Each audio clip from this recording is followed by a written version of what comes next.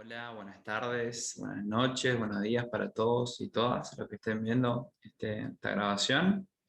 Bueno, iniciamos la semana 5 del cursado de la materia Metodología de la Investigación en las Ciencias Sociales, la primera después del receso de invierno. Y como les dije, esta primera parte de la materia corresponde a temas teóricos, ¿no? Nosotros venimos viendo las características del conocimiento científico, vimos el último tiempo, el último trabajo, todo lo relacionado a concepto de ciencia y epistemología. Y ahora vamos a empezar a ver esta semana, la que viene, probablemente la tercera, es decir, hasta mediados de agosto, vamos a empezar a ver vamos a hacer una evolución de la ciencia, es decir, una brevísima historia de la ciencia, específicamente desde el siglo XVI en adelante, desde lo que se conoce como revolución científica en adelante, para ir haciendo hincapié en el surgimiento de las ciencias sociales allá por el siglo XIX, y bueno, justamente la problemática de esta disciplina, ¿no? También vamos a abordar y vamos a finalizar este primer apartado teórico con epistemología del siglo XX. Así que yo creo que en 3 clases más o menos vamos a hacer esta evolución, porque obviamente es mucho, pero a la vez es poco, ¿no? Vamos a hacer únicamente un breve repaso, para ya también ir cerrando los temas correspondientes al eje 1, al eje fundamentos teóricos. Seguramente hagamos un trabajo más que podríamos decir agrupe, englobe todos estos temas, y ya ahí estaríamos en condiciones de ir cerrando el primer cuatrimestre, ¿no? Capaz para fines de agosto estamos cerrando nuestro primer cuatrimestre y nos metemos de lleno a la elaboración del trabajo final. Así que bueno, les voy a explicar primeramente un poco, les quiero mostrar un poco el módulo de esta semana de manera general. Fíjense que en este caso el tema es evolución histórica de la ciencia, en la cual un poco comenta lo que ya dije. Vamos a repasar desde sus orígenes o desde el paradigma premoderno, de manera muy rápida nomás, porque ya lo tenemos visto. Avanzando durante la Edad Moderna y la llamada Revolución Científica que allí ocurrió. En esta clase vamos a llegar hasta el siglo XVIII, vamos a ver un poco en qué consistió esta revolución científica, la aparición después de teorías muy importantes y teóricos muy importantes como el racionalismo, el empirismo, toda la ilustración, hablar de René Descartes, de Francis Bacon, de Immanuel Kant, por ejemplo. No vamos a ser expertos en la materia, pero sí mencionar algunos de sus principales aportes. Ya la semana que viene hablaremos específicamente de las ciencias sociales, y la tercera semana, dentro de 2 semanas, hablaremos de epistemología, ¿no? Así que es más o menos lo que vamos a ir haciendo en este tiempo. El trabajo práctico recién lo vamos a ver en la última clase, así que por ahora la actividad que les voy a mandar va a ser únicamente la lectura. Ya saben que es mucho mejor para su cursado y para a la hora de realizar los trabajos, y para que no se la amontone con el resto de las materias y su vida personal, el que puedan ir teniendo una lectura más o menos al día, ¿no? Así que ya después de hacer una breve explicación les voy a mostrar los textos para que los vean, que no son nada complicados y son breves comentarios. Bueno, fíjense que voy a ir pasando esta presentación. Vamos a pensar históricamente, ¿no? Quiero que se les venga a la mente una línea del tiempo en base a lo que hicieron en el trabajo anterior, en los paradigmas, Y recuerden que el paradigma premoderno se iniciaba más o menos en la antigua Grecia. Estamos hablando de el año o los siglos 6, 7 a.C. y llegaba hasta lo que se conoce como Edad Moderna. Vamos a poner una fecha hasta el año 1500 o hasta inicio del siglo XVI. O sea, abarcaba bastante tiempo, más de 1000 años, en el cual nosotros habíamos visto que las características de este paradigma era la supremacía de la experiencia religiosa o metafísica de lo sobrenatural, ¿no?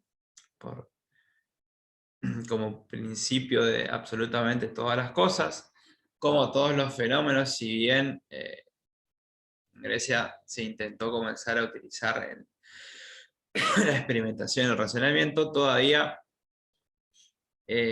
los fenómenos naturales tenían esta explicación no teleológica divina, que la va a tener por bastante más tiempo.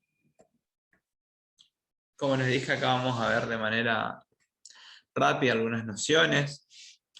Como siempre, ya desde esta etapa la tarea de la ciencia era buscar las causas de los hechos y fenómenos naturales, y lo va a seguir siendo en la Edad Moderna, pero va a cambiar la forma de llegar a este conocimiento, ¿no? Y siempre va a estar atravesado por lo metafísico y lo religioso. Sobre todo, imagínense que acá estamos viendo, bueno, Grecia, la antigua Grecia y la antigua Roma. Por ahí en la antigua Grecia ya sabemos que existieron filósofos y pensadores muy importantes, como el mismísimo Aristóteles, ¿no? Quien en su obra Metafísica expone el valor de la experiencia. ¿Se acuerdan que hablamos mucho también de la experiencia como fuente de conocimiento? Si recuerdan un poco lo que hablamos a la hora de conocimiento vulgar y conocimiento científico, y cómo en la antigüedad las personas siempre se valían mucho, se basaban mucho en su experiencia a la hora de explicar los fenómenos de la naturaleza, ¿no? Ahora, una cosa es explicarlo buscando el origen de las causas de manera científica, utilizando el método, como ya vamos a ver. Otra cosa es explicar o buscar su explicación meramente en lo supremo, ¿no? En lo metafísico, en lo religioso, en lo sobrenatural. Así que más o menos este es el panorama durante el paradigma premoderno. No es el objetivo de esta clase hablar de este paradigma en sí, porque ya lo vimos, solamente quería mencionarlos y dar esta pequeña base para así introducirnos de lleno al tema nuestro de esta clase. Bueno, imagínense que, voy a insistir con que tengan una línea del tiempo en la mente. Arrancamos en la antigua Grecia, siglo 6, 7 a.C., pasamos a la antigua Roma, ya a nuestra edad, ya a partir del nuevo milenio.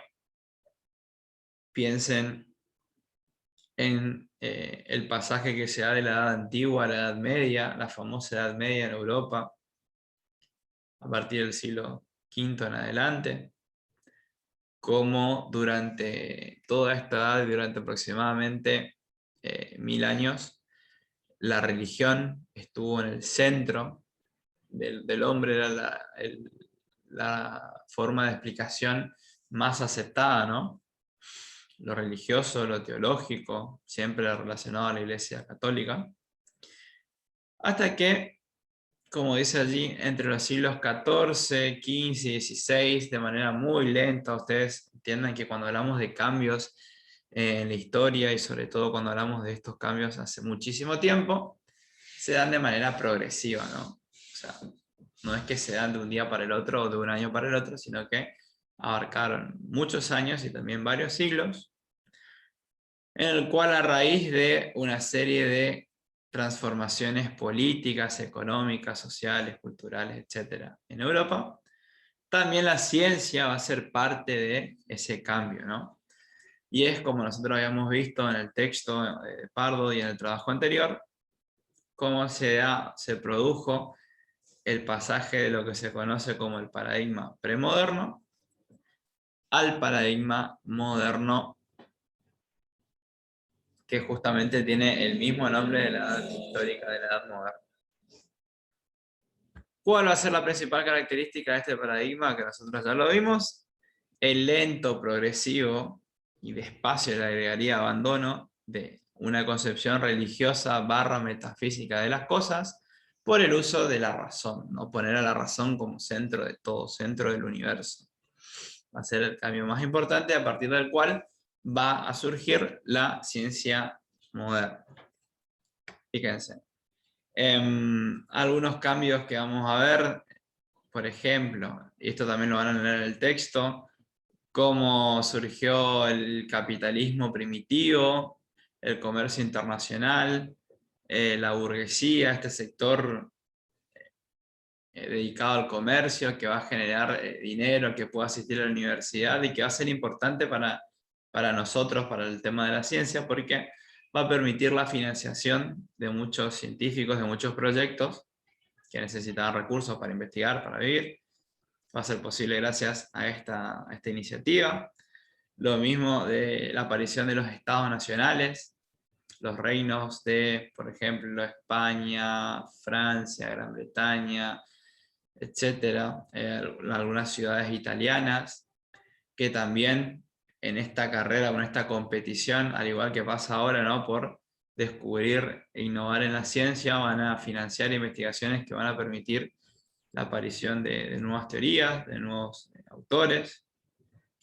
Y también fue muy importante en el plano del pensamiento, de la cultura, la aparición de nuevas ideologías como el humanismo, el renacimiento, las reformas protestantes, es decir, un hecho que significó el quiebre de una unidad religiosa que tenía Europa bajo la Iglesia Católica y la aparición de nuevas religiones como el luteranismo, el calvinismo, anglicanismo, varias religiones más, que van a ser un poco más amigables, podríamos decirlo, que este cambio en la forma de pensar va a permitir que la ciencia pueda innovar un poquito más e investigar, ¿no?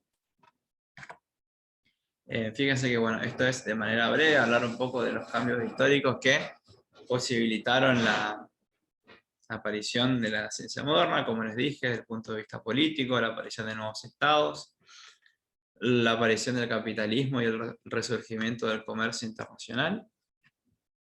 Algunas cuestiones. Fíjense que no es casualidad que en esta época comenzó la conquista de América y de otras regiones más alejadas de Europa, como África y Asia. Las nuevas formas del pensamiento, como les dije. El humanismo va a ser una corriente que va a tratar de recuperar, entre comillas, todo lo referido a la cultura y al arte grecorromano. Si hablamos de arte también tenemos que hablar del Renacimiento, pero durante esta etapa todo el conocimiento producido en la antigua Grecia y en la antigua Roma, y que durante mucho tiempo se estuvo censurado o dejado de lado durante la Edad Media, va a volver a ponerse en el centro de la cuestión, ¿no? Y va a comenzar a tener un papel muy importante. Y es aquí donde se va a dar, agregamos por último, la Reforma Protestante y los cambios religiosos, esto que es lo que nos interesa a nosotros, que está acá en rojo, que es la famosa Revolución Científica. ¿Qué significa exactamente revolución científica? Bueno, ustedes ya vieron las características que tiene el conocimiento científico, las características del paradigma moderno, básicamente a partir